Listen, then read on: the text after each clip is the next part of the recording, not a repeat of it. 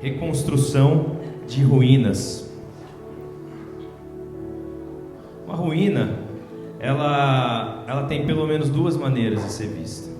Quando você chega numa ruína, e quando eu falo de ruína, não pensa num predinho ali que alguém está reformando, que o cara derrubou e fazer. Pensa, não sei se vocês lembram de Alepo, lembram do Afeganistão, lembram dessas situações de guerra que a gente viu aí poucos anos atrás. Pensa naquela ruína, o que você vê? Você tem duas maneiras de enxergar aquela situação. Você pode ver um monte de escombro, um monte de lixo, um monte de entulho, ou você pode ver como um ponto de partida para a restauração. Depende do que você quer ver. É o mesmo lugar, é a mesma situação. E hoje a gente vai falar de alguns princípios, olhando pelo famoso copo cheio, que regem um processo de restauração. Isso vale, o que eu vou falar aqui da questão da restauração, ela vale para qualquer aspecto da sua vida. Então a gente tem alguns exemplos da nossa vida que pode requerer restauração. Eu posso ter um problema no trabalho que é insolúvel. Eu posso ter problema com drogas, que tem questões químicas envolvidas. Eu posso ter problemas familiares. Eu posso ter, falando de Dia dos Pais, aquela situação em que eu nunca mais falo com meu pai. Eu posso ter aquela situação em que eu nunca mais falo com minha mãe. A gente tem um problema sério que é a distância de Deus. A gente tem problemas de casamentos arruinados. Então, a gente pode ter problema com os filhos. Enfim, situações e situações que requerem reconstrução. E eu vou começar com um princípio. Eu vou ler no livro de Neemias. Eu vou começar falando de um dos princípios. Eu vou falar de vários princípios. E esse é o princípio da realidade. Eu vou ler Neemias do capítulo 1, do verso 1 ao 11. As palavras de Neemias. Espera aí, deixa eu olhar para a foto. As palavras de Neemias, filho de Acalias. E sucedeu no mês de Quisleu, um mês bonito, no ano 20º, estando eu em Suzã, a fortaleza, que veio a Anani, um de meus irmãos, ele e alguns de Judá, e perguntei-lhes pelos judeus que escaparam e que restaram do cativeiro e acerca de Jerusalém.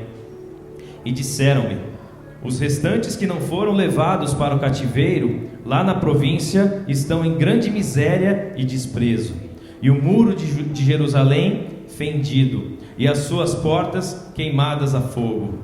E sucedeu que, ouvindo eu essas palavras, assentei-me e chorei, e lamentei por alguns dias, e estive jejuando e orando perante o Deus dos céus.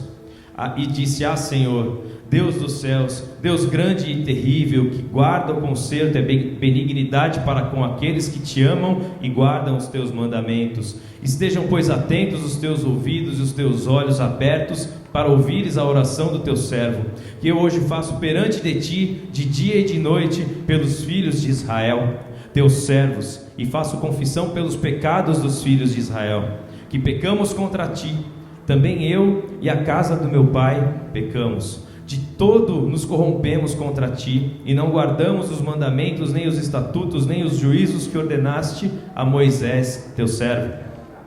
Lembra-te, pois, da palavra que ordenaste a Moisés, teu servo, dizendo: vós transgredireis e eu vos espalharei entre os povos. E vós vos convertereis a mim e guardareis os meus mandamentos e os fareis. Então, ainda que os vossos rejeitados estejam do cabo do céu, de lá eu os ajuntarei e os trarei ao lugar que tenho escolhido para ali fazer habitar o meu nome. Esses ainda são teus servos e o teu povo que resgataste com a tua grande força e com a tua forte mão.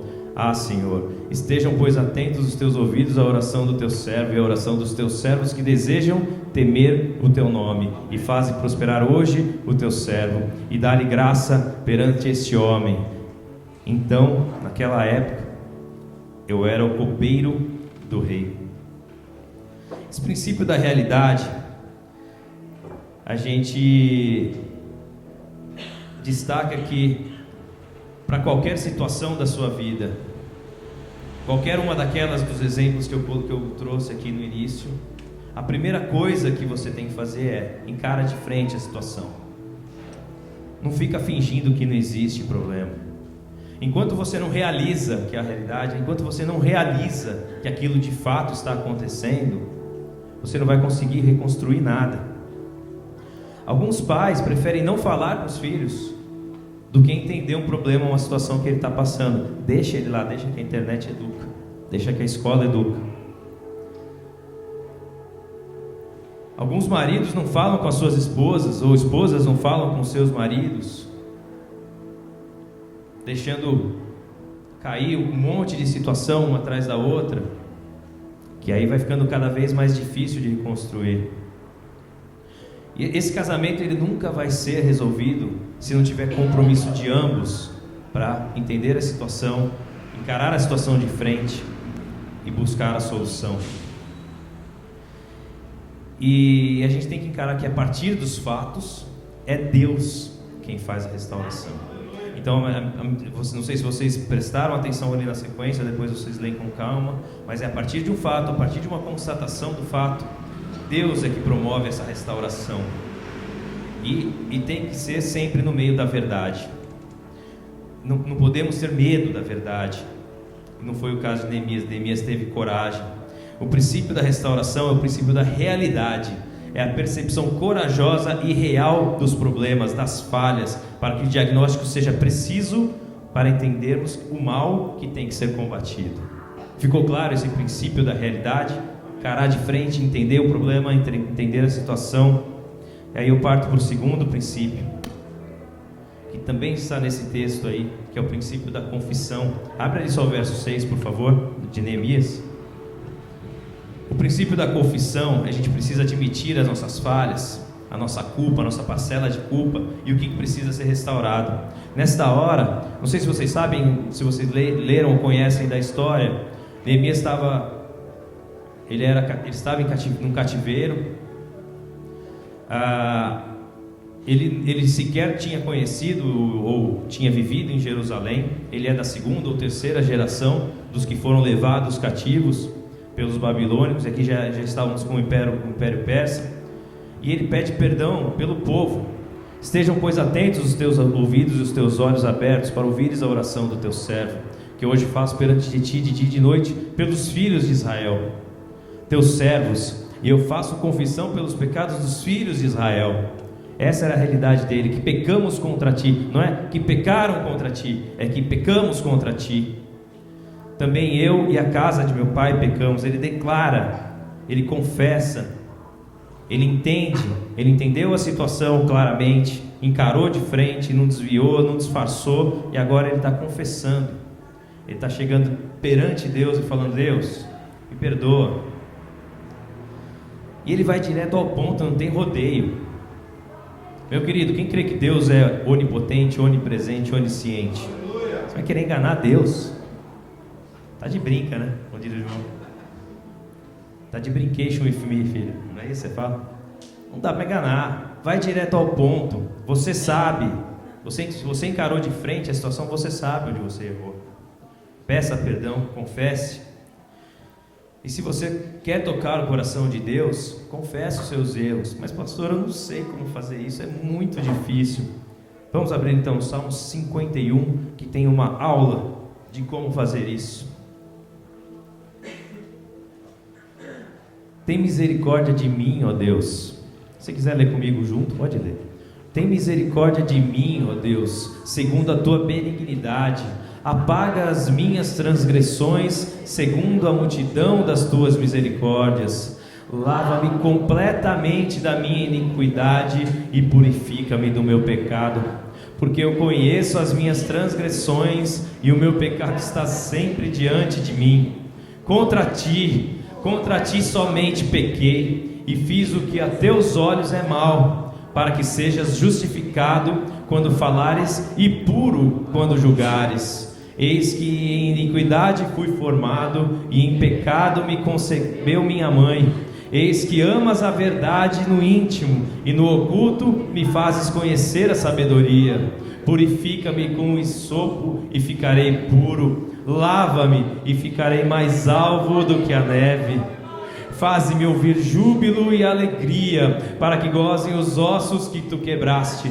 Esconde a tua face dos meus pecados e apaga todas as minhas iniquidades. Cria em mim, ó Deus, um coração puro e renova em mim um espírito reto. Não me lances fora da tua presença e não retires de mim o teu Espírito Santo. Torna a dar-me a alegria da tua salvação e sustém-me com um espírito voluntário.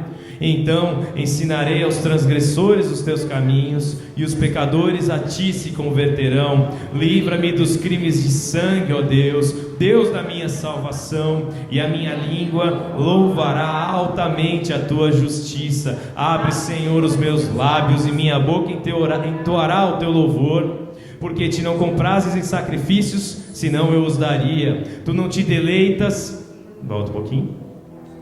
Tu não te deleitas em holocaustos. Os sacrifícios para Deus são o espírito quebrantado, e ao coração quebrantado e contrito não desprezarás, ó Deus. Até aqui Deus nos ensina, Deus é a palavra. Eu não sei como orar, eu não sei como fazer, eu não sei como pedir perdão. Abra lá, anota aí, perdão. Como é que eu devo pedir perdão para Deus? Salmo 51, amém? Clame para que o Espírito Santo venha com água viva para dentro de nós, que leve todo o mal, todo o pecado, toda a vontade de pecar para a purificação. E aí a gente vai para um terceiro princípio, que é o princípio do planejamento. O princípio do planejamento é: eu preciso saber onde chegar, eu preciso saber como chegar, eu preciso saber o que levar, que resultado eu quero alcançar. E no segundo capítulo de Neemias, ele explica, ele fala, ele conta a passagem, a conversa. O rei me disse: que me pedes agora? Então eu estou falando de Neemias 2, eu vou ler de 4 a 9. E o rei me disse: que me pedes agora? Então orei ao Deus dos céus e disse ao rei: se é do agrado do rei, teu servo é aceito em tua presença, peço-te que me envies ajudar a cidade dos sepulcros de meus pais, para que eu a edifique. Então o rei me disse, estando a rainha sentado junto a ele: quanto durará a tua viagem? Quando voltarás? E aprove ao rei enviar-me, apontando-lhe um certo tempo. Disse mais ao rei: se ao rei parece bem, deem-se-me cartas para os governadores da além do rio, para que deem passagem até que eu chegue a Judá. Como também uma carta para Asaf, guarda do jardim do rei, para que me dê madeira para cobrir as portas do paço da casa, e para o muro da cidade, e para a casa em que houver de entrar. E o rei mas deu, segundo a boa mão de Deus sobre mim. Então vinham os governadores da além do rio, e deles as cartas do rei, e o rei tinha enviado comigo chefes do exército e cavaleiros. Neemias recebeu a notícia lá atrás, no mês, eu até não tenho aqui porque não dá para lembrar, eu não sei os meses judaicos de cabeça, de Quisleu.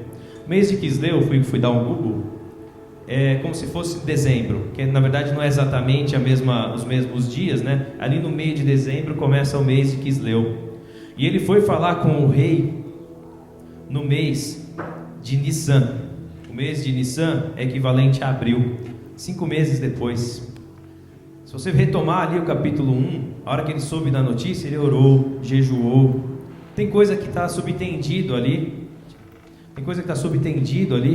mas ele planejou também. Porque é o seguinte, pensa aqui, ó, isso aqui passaram, do capítulo 1 para o capítulo 2 se passaram 5 meses. Nesses 5 meses, se ele não tivesse feito nada, e simplesmente tivesse recebido a notícia e falado, acho que eu quero resolver. Pensa o seguinte também, esse Neemias, esse tal de Neemias, ele era copeiro do rei. Quem é o copeiro do rei? O copeiro do rei é o cara que experimenta a comida do rei. Porque se alguém quiser matar o rei, o copeiro morre primeiro.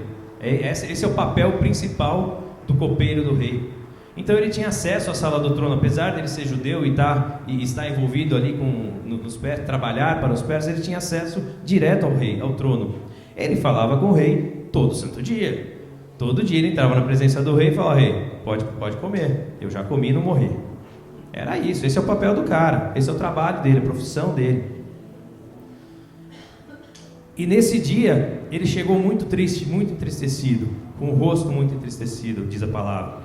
E o rei simplesmente aborda ele e fala assim: o que você quer? Aí ele orou assim, eu tenho certeza que ele orou assim, não está escrito lá: me ajuda, Deus, o que eu quero é o seguinte. Ele já sabia o que ele queria, ele já tinha planejado. Então esse princípio do planejamento, sem o planejamento, você não vai reconstruir. Você não consegue pegar toda aquela desgraça e tornar em graça. E 5 meses foi o tempo que ele levou para chegar, para ter essa oportunidade. Então, meu querido, não sei se são 5 meses, mas esteja pronto. Esteja com um plano pronto para restauração. De repente você não fala com o seu pai e está esperando que ele te ligar. Liga para ele hoje. Hoje é dia dos pais. Já planeja antes o que você vai falar. Eu vou falar: pai, eu te amo. Sei lá o que você vai falar. Ah, pastor, mas você não conhece meu pai, você não sabe o que ele fez para mim. Eu não sei mesmo. Mas se não tiver perdão, se não tiver princípios de encarar de frente, de querer resolver, não vai resolver. Qual que é o teu plano naquela área da sua vida para resolver essa situação? E aí a gente parte para o próximo princípio, que Neemias nos ensina também, que é o princípio da fé inabalável. Ele fez tudo o que estava ao seu alcance. Ele orou, ele jejuou, ele recebeu a notícia, ele planejou. Quando o rei chegou com a notícia para ele: o que você quer? Ele orou a Deus: me ajuda agora, Senhor. E já mandou ver, ele já sabia o prazo, já sabia o que ele precisava. Ele sabia que no caminho ele ia passar no meio de povoados de governadores diferentes, então ele tinha que ter a carta do rei para ter permissão para passar. Pediu a madeira. Então tudo que estava ao alcance dele, ele fez. Mas aí vem o tal do Sanbalate e o tal do Tobias, né? Quando, porém, Neemias 2, 19 e 20, o que ouvindo Sanbalate, o Horonita, e Tobias, o servo Amonita, e Gesem, o Arábio, zombaram de nós e desprezaram-nos e disseram: que é isso que fazeis? Querer rebelar-vos contra o rei?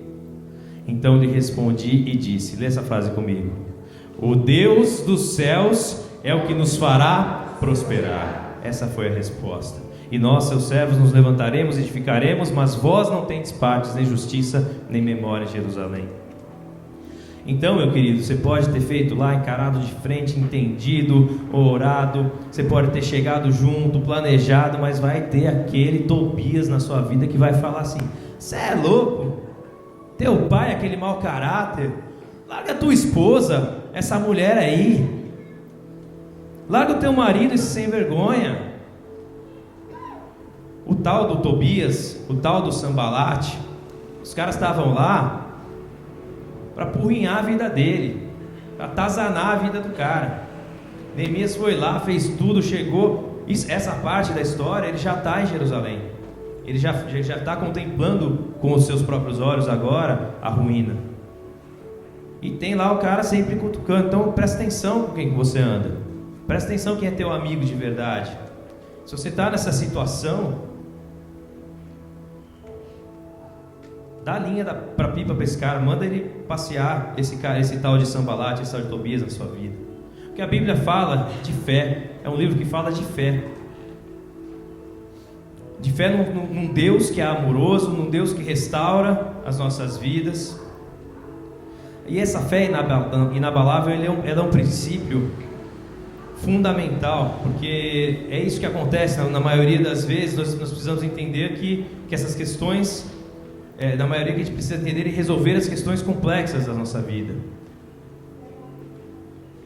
Tem um cidadão famoso chamado Tomás de Aquino, padre, que ele escreveu uma coisa muito interessante. Ele falou: para alguém que tenha fé, nenhuma explicação é necessária. Para aquele sem fé, nenhuma explicação é possível. Eu acho que é dele, está escrito na internet que é dele esse texto, tá? Para alguém que tenha fé, nenhuma explicação é necessária. Para aquele sem fé, nenhuma explicação é possível. E aí a gente vai para o próximo princípio, que é o princípio da oração. Então, se você foi lá, encarou de frente, você entendeu, você olhou, você planejou, você deu um chega para lá nos Tobias da vida, restaurou a sua fé, o princípio da oração mostra que Neemias, durante todo o processo, era uma pessoa muito dedicada à oração. Como eu contei, nos 5 meses, a palavra diz que ele orou. Na hora do vamos ver, ele orou. Durante a construção, ele orou. E depois da construção, ele orou. Então o princípio da oração, o processo de reconstrução, de restauração, ele não é fácil, ele é doloroso. E a gente tem que contar muito, e é impossível a gente conseguir ir para frente sem contar com o apoio do nosso Pai. Amém? Mas pastor, eu não sei como orar. Estou cheio de drama hoje, né?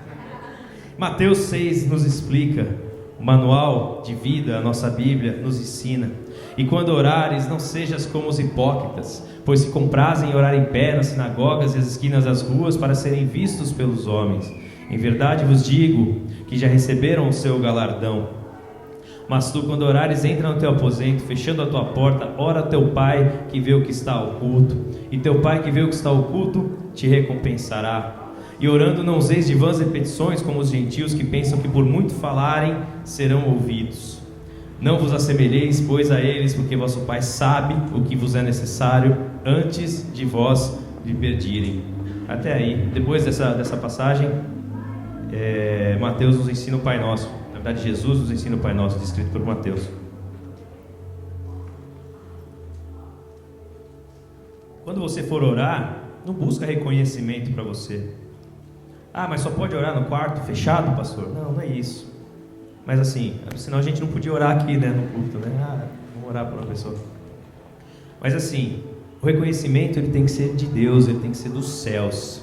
E o princípio de oração ele ensina isso, que a gente precisa buscar do Pai. Amém? Você me chamou?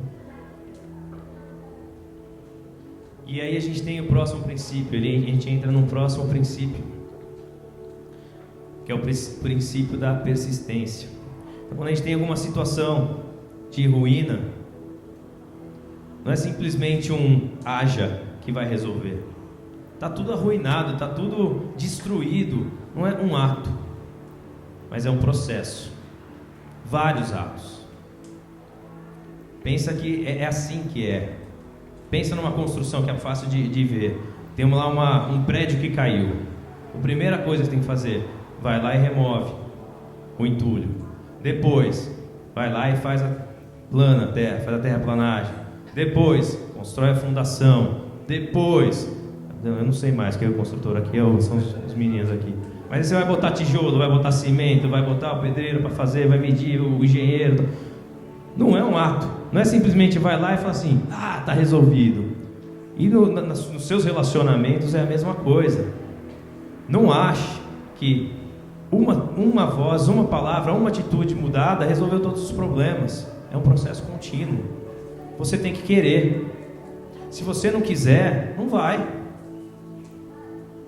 Que eu falo que eu estou dando o exemplo sempre do Dia dos Pais, eu estou dando o exemplo do pai. Não adianta você falar assim, eu vou ligar para o meu pai.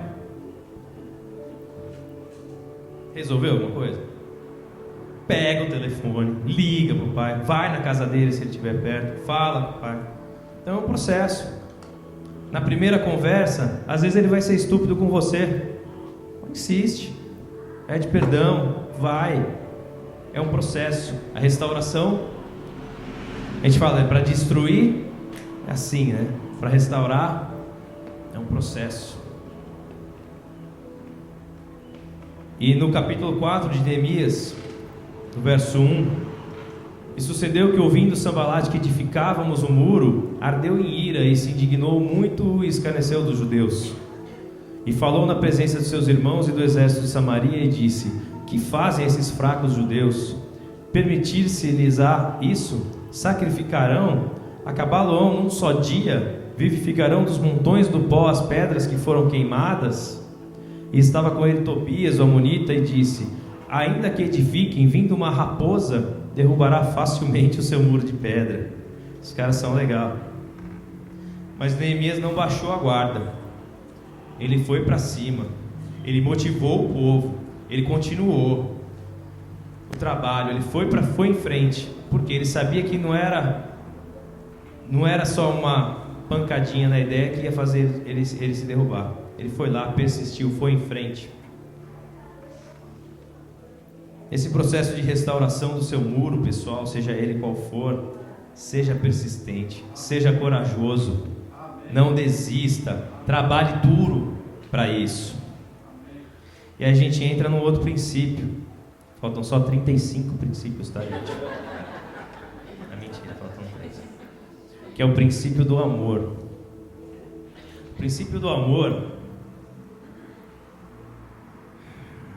essa parte do texto de Neemias, quem tiver curiosidade de ler com calma a história em casa, é um livro bem curtinho, bem facinho de ler. É inacreditável essa parte. Você fala assim, não é possível. Não, pastor Rai. Tem uma hora que você fala assim, não é possível. Tem uma hora que você ouve uma notícia na TV e você fala assim, não é possível. O cara não tem amor mínimo. É desumano isso. A gente vê todo dia na rua. Anda na rua e você fala assim, não é possível. Nada a ver com isso aqui. Eu estava ontem cortando o cabelo. Aliás, a gente precisa falar com ele, Paulinho Rai. É o barba, o cabeludo, assim, o barbão, que ele quer fazer junto com uma ação social. Eu convidei ele para vir quarta aqui, não sei se ele consegue, porque é por causa do horário do salão. A gente vai combinar de bater um papo com ele lá. E se ele chegar aqui, ninguém assusta, tá? Porque ele tem um cabelo meio skinhead, assim, rosa. Ele tem uma barba que vem até aqui, assim, a barba branca, mas o cara é um doce, é um amor.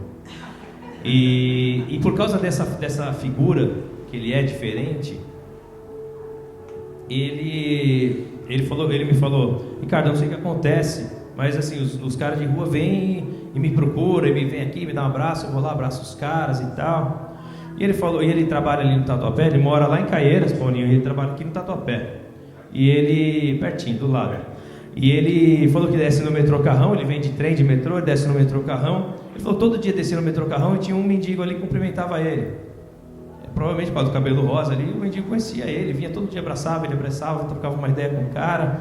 Aí teve um dia que o mendigo falou assim, pô, eu lembrei de você ontem. Ele, caramba, o cara nem conhece, nem é muito amigo assim, então lembrou de mim. Eu tava ouvindo lá o Raul Seixas, eu lembrei de você, cara, por causa desse seu jeitão aí e tal. E diz que alguns meses atrás ele passou lá, um outro mendigo que não era aquele que era o amigo dele, chegou e chamou ele aqui, ele estava passando na passarela do metrô Carrão, toda essa história é ali. Chamou ele e falou assim, ô Barba, oi. Então, aquele teu amigo lá morreu. O que a gente fez para salvar? Sabe do que ele morreu? De frio. A tristeza que é, a falta de humanidade, ele se martirizando assim, o que eu podia ter feito pelo cara?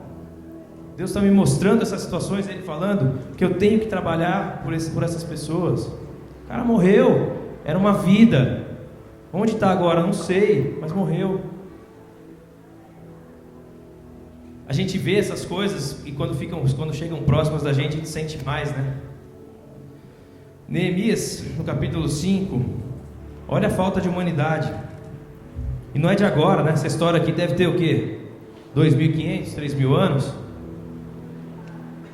Foi, porém, grande o clamor do povo e de suas mulheres contra os judeus, seus irmãos. Porque havia quem dizia, com nossos filhos e nossas filhas nós somos muitos, pelo que tomemos trigo para que comamos e vivamos. Também havia quem dizia, as nossas terras, as nossas vinhas e as nossas casas empenhamos para tomarmos trigo nesta fome. Também havia quem dizia, tomamos dinheiro emprestado até para o tributo do rei, sobre as nossas terras e as nossas vinhas.